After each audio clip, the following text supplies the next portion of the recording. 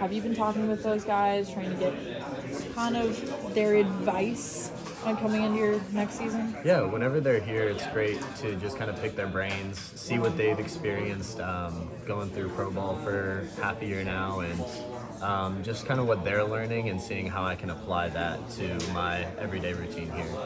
How have you kind of tried to take a leadership position with some of the new freshmen you have coming in? I mean, I know that coaches mentioned Perry, who played in the infield for fall, but he's listed as an outfielder on the roster. You have famously been known as utility man.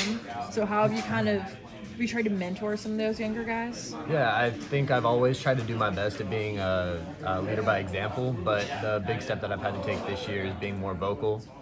And so just when we're going through practice every day, when we're going through drills, just giving those guys kind of the advice that I needed to hear last year when I was coming through.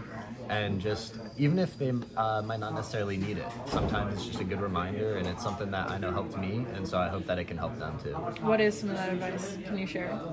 It can be, it can be things like positioning, like where to be set up. When we talk about bunt defense, like the responsibility and just the things you need to be thinking of before every play, so you can be prepared for anything that could happen. How do you think you've matured defensively now that you're probably going to be sticking at third for the remainder of the season?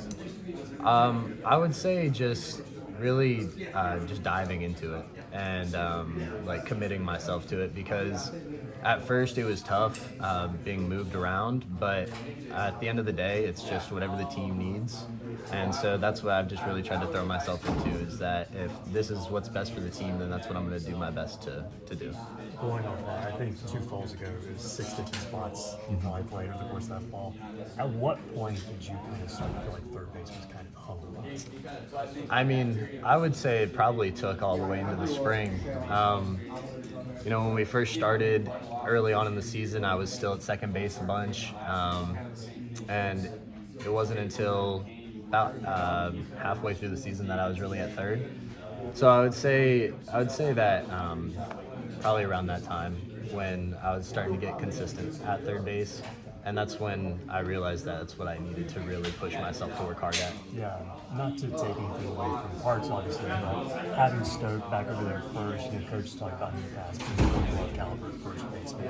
How big of a fixture is it to have a guy like that? Yeah, I'm so excited to have him back. Parks, he did an unreal job at first base last year. He didn't play a lot, and honestly, he wasn't great at it at first, but his improvements throughout the year was pretty incredible. But to have that experience from Stoke at first base, and to have his glove, it's gonna be huge for us, I think. Were there any games that really stood out last year where you felt like your third base defense was like there, like you got it, you'd worked really hard and it finally was paying off? There were highs and lows all year. I can say that the regional is probably the best defense I've ever played in my life, and so that's a good time to have it. But just trying to be consistent, I think, is the most important thing, because then if you go to the next week and the Super wasn't my best defense I've ever played. So the regional was a good time. Thanks, Gavin. Yeah.